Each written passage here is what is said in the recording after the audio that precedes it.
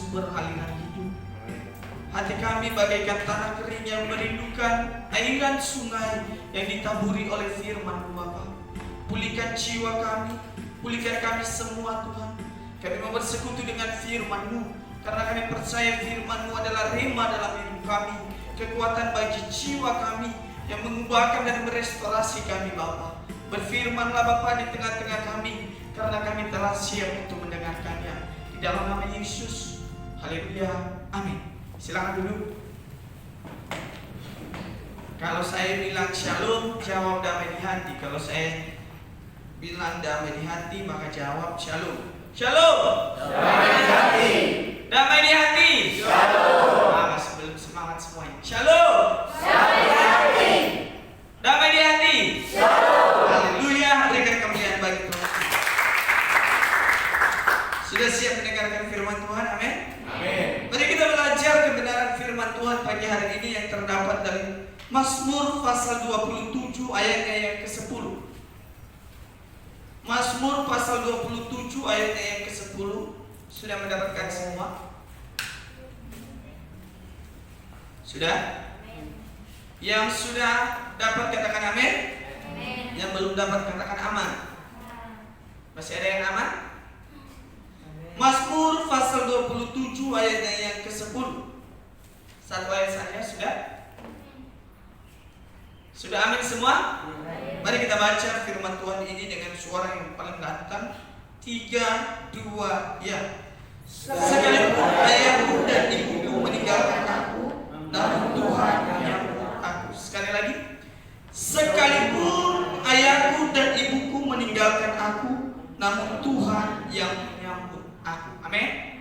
Saudara yang dikasihi oleh Tuhan Yesus Kristus, kalau kita berbicara tentang hati Bapa, maka hati Bapa yang sesungguhnya ada di dalam Yesus Kristus. Dia adalah Bapa yang sempurna, Dia adalah Bapa yang ajaib, dan Allah yang mengayomi kehidupan saudara dan saya. Amin.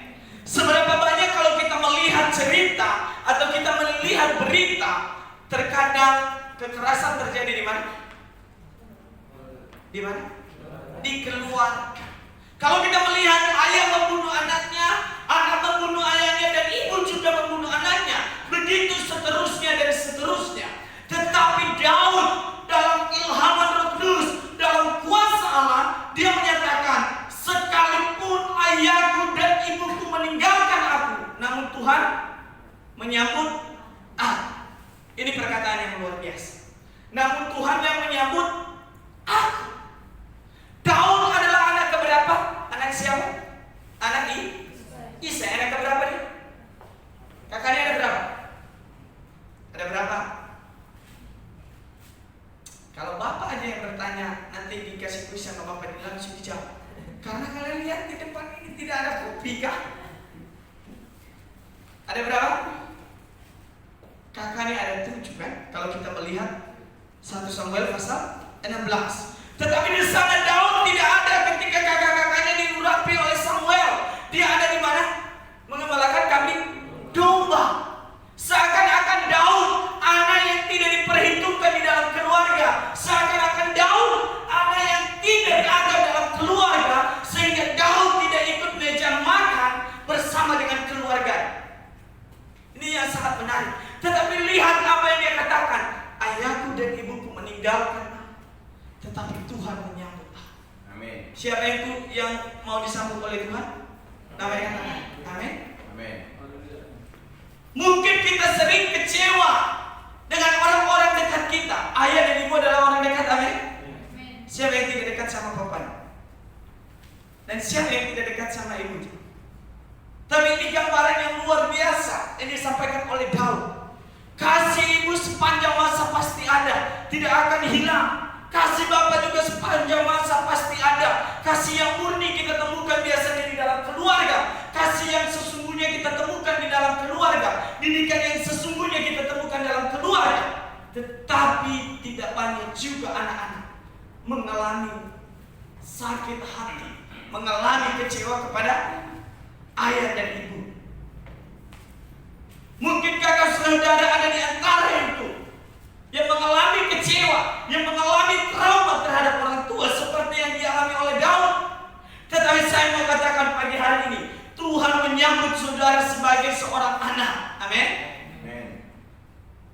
Tuhan tidak pernah bermain-main dengan saudara dan saya. Tuhan tidak pernah bercanda kepada saudara dan saya. Kalau Tuhan bercanda kepada saudara dan saya yakin dan percaya saudara tidak ada di tempat ini.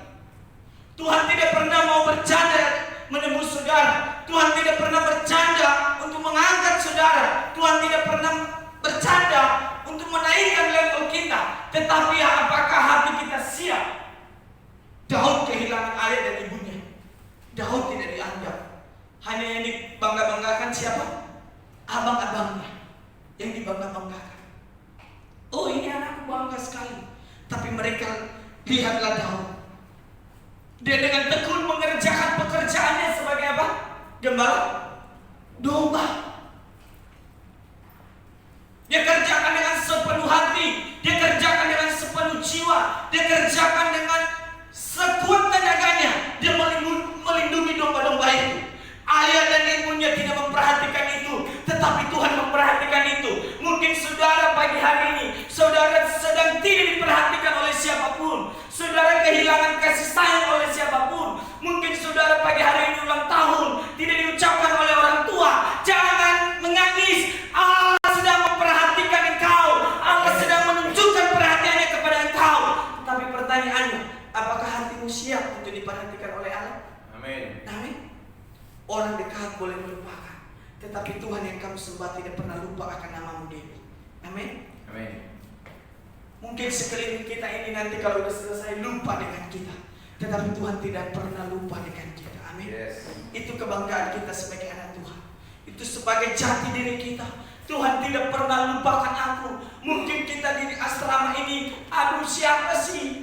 Aku ini Tuhan.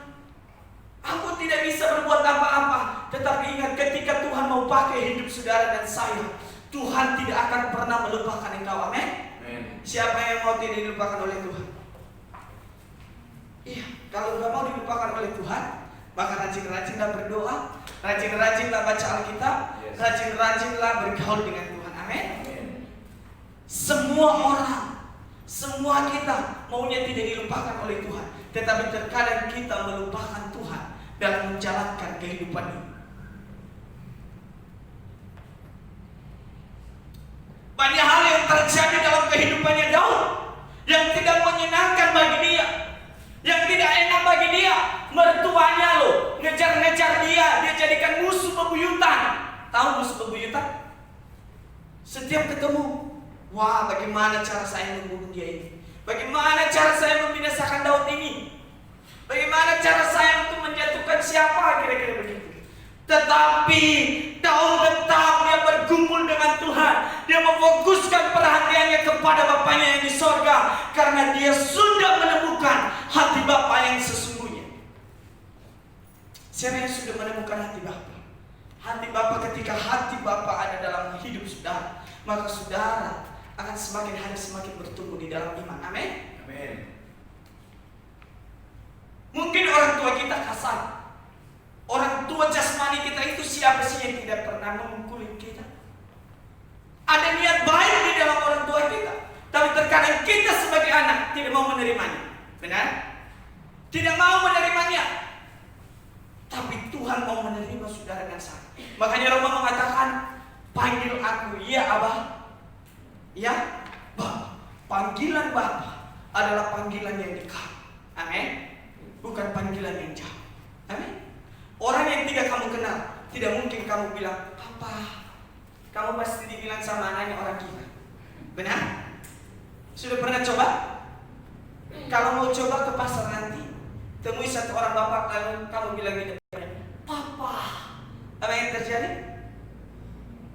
Apa yang terjadi? Wah, bisa-bisa kita dikeroyok di pasar sana. Ya kan? Tapi karena kita sudah dekat, karena kita sudah kenal, karena kita sudah setiap hari bergaul dengan dia, maka kita berani berkata, ya Abang, ya Bapak. Itu panggilan dekat. Bapak itu adalah panggilan dekat. Tidak semua orang bisa kita panggil Bapak. Tidak semua, benar? Tidak. Kenapa kita berani panggil Bapak Pak Jabe? Kenapa? Karena kita mempunyai hubungan yang dekat. Kita mempunyai komunikasi yang baik dengan beliau. Begitu juga dengan Allah kita yang ajaib, yang dahsyat dan perkasa itu. Dia adalah Bapa satu-satunya. Dia adalah Allah satu-satunya. Dia adalah Tuhan yang tidak sedang bermain dadu dengan saudara. Dia adalah Tuhan yang mampu bekerja dari masa lampau, bekerja dari masa sekarang, dan masa yang akan datang. Dia adalah Tuhan yang mendesain hidup saudara sedemikian rupa. Dia adalah Bapa yang menilai hidup saudara sedemikian rupa. Sebab ketika engkau di dalam kandungan, Allah sudah terlebih dahulu mengetahui DNA yang terbaik dalam hidupmu. Amin. Maka jangan bercanda dalam hidup ini.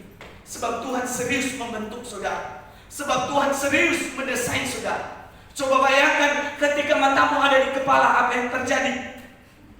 Apa yang terjadi? Kebanyakan kalau kita melihat, kita bersyukur kepada Tuhan karena kita masih bisa jalan normal.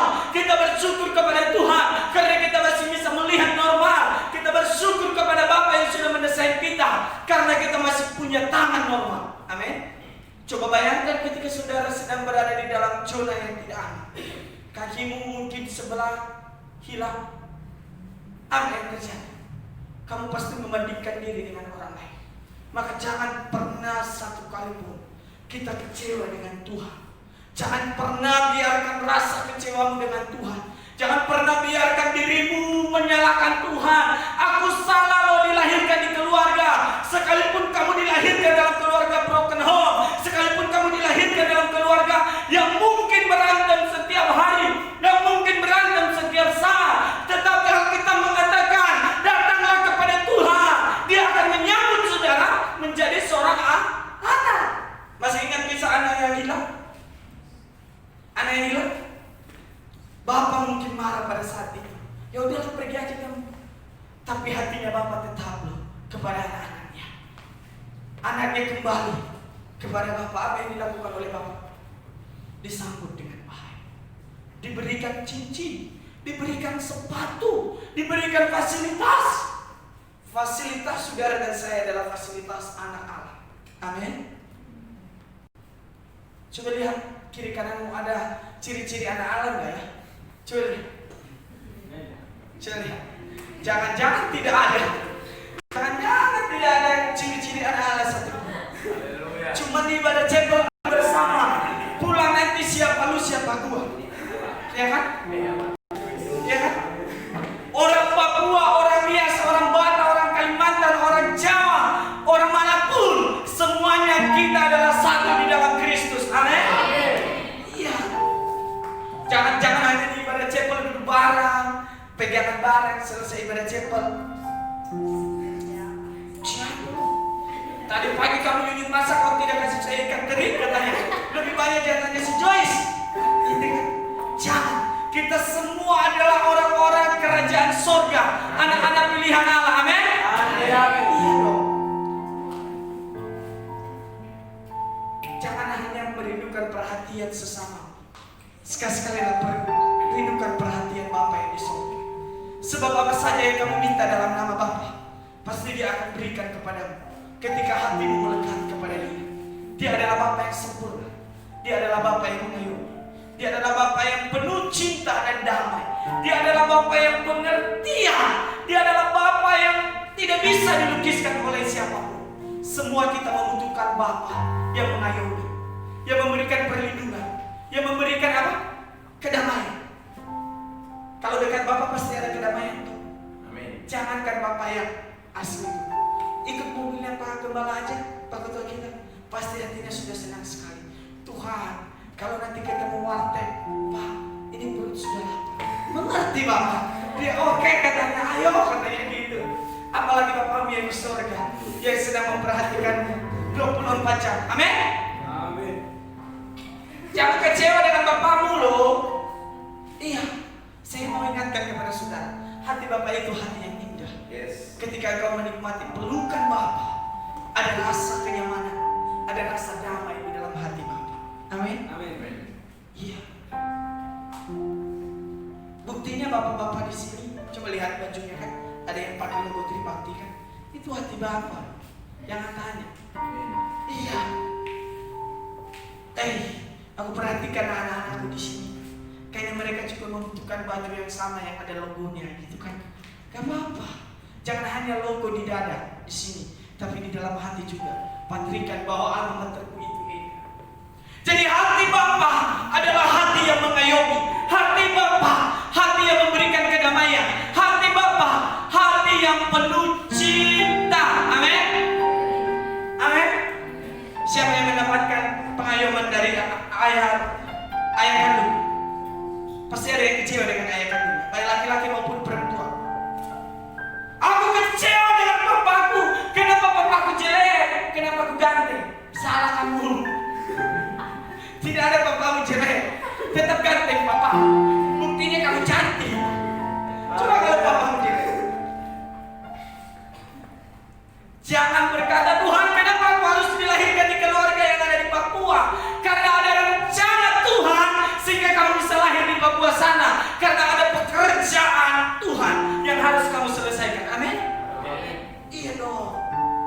Jangan salahkan papa dan mamamu. Kenapa sih aku harus lahir dalam keluarga yang kecil-kecil? Kenapa enggak yang tinggi? Ya memang itulah porsi kita. Iya kan? Kemarin aku pergi ke waktu lihat RD kan, didengar saya sama ibu-ibu di sana. Waduh, aku dia bilang begini. Saya pikir tadi itu ada itu katanya. RD itu kakak saya adiknya katanya. Kenapa bu? Karena kamu hitam katanya. Saya hitam katanya. RD putih. Memang benar juga. Saya hitam. Saya nyadar pulang. Benar. Lalu muka saya kan agak sedikit berbeda lah dengan mereka semua kan. Akhirnya saya merasa aduh Tuhan. Untunglah saya punya Bapa yang penuh cinta dulu kepada saya. Kalau tidak, masa saya dibilang hitam padahal hitam manis. Emang ada putih manis? Tidak ada. Yang ada hitam manis. Hati Bapa harus menjadi bagian kita setiap hari. Amin. Dalam perkuliahan juga kita mencari hati Bapa. Kita mencari hadirat Tuhan setiap hari. Kita lihat coba ayat yang ke-9. Ada hal yang menarik di sana. Jadi disampaikan oleh Daud. Coba lihat ayat yang ke-9 dibacakan satu orang. Firman Tuhan berkata sebagai berikut. Ya. Janganlah menyembunyikan wajahmu kepadaku. Janganlah menolak hamba-Mu ini dengan murka. Engkaulah pertolonganku, janganlah membuang aku dan janganlah meninggalkan aku. Ya Allah, penyelamatku. Janganlah menyembunyikan wajahmu kepada aku ya Bapa. Kira-kira seperti itu pernyataan Daud ini. Inilah doa Daud dalam hati. Jangan menyembunyikan wajahmu kepada aku Tuhan dengan murka-Mu. Ya kan dia berkata seperti itu. Janganlah apa? Menolak. Mungkin orang-orang yang ada di mana kita berada, pasti ada orang yang mau menolak kita. Tetapi Tuhan tidak pernah menolak saudara dari sana. Lalu dia mengatakan lagi, Engkaulah pertolonganku, janganlah membuang aku dan janganlah meninggalkan aku. Amin. Ada berapa banyak anak-anak yang ada di luar sana yang dibuang oleh orang tuanya, ya kan? Dibuang di mana lagi? Dibuang di kardus, ditaruh di mana? Di tempat sampah. Tapi Tuhan, Daud berkata, Tuhan, janganlah membuang aku dan jangan meninggalkan aku. Amin. Yesus juga ketika dia sedang bergumul, dia berkata, Bapa, janganlah kau meninggalkan aku menjalani cawan ini. Kehendak-Mu lah yang terjadi. Amin. Biarlah kehendak Tuhan yang terjadi dalam hidup saudara dan saya. Bukan karena gagah dan perkasa kita. Daud berani berkata, sekalipun ayahku dan ibuku meninggalkan aku, tetapi Tuhan menyambut aku. Coba lihat ayat yang pertama. Dia mengatakan apa? Tuhan adalah terangku dan keselamatanku. Kepada siapakah aku harus takut? Tuhan adalah benteng hidupku. Terhadap siapakah aku harus gentar? Daud menemukan hati Bapa. Tuhan adalah apa? Kekuatanku. Kepada siapakah aku harus takut? Tuhan adalah pembelaku. Tuhan adalah penolongku. Kepada siapakah aku harus takut? Meskipun 1000 rebah di sisiku, berlaskar di sisi kananku, tetapi Tuhan adalah ya dan amin yang mau menggenapi janji-janjinya dalam hidup saudara. Kalau saya mau ingatkan saudara, dalam keadaan apapun, dalam situasi apapun, Kalau Tuhan sudah lakukan mujizat menolong saudara dari hari kemarin, maka hari ini percayalah, mujizat juga akan terjadi. Dan hari depan pasti akan terjadi. Amin. Dia adalah Tuhan yang sama. Kalau Tuhan sudah tolong kita 4 tahun ini, STT Tribakti khususnya, semua teman-teman, pasti Tuhan juga akan melakukan perkara yang ajaib ke depan. Amin. Karena kita diangkat menjadi kepala dan bukan ekor. Ketika kita bergaul dengan Bapa, nyatakanlah dalam hidupmu bahwa hidup kita adalah anak-anak Allah yang penuh dengan kemuliaan. Amin. Mari kita tunduk.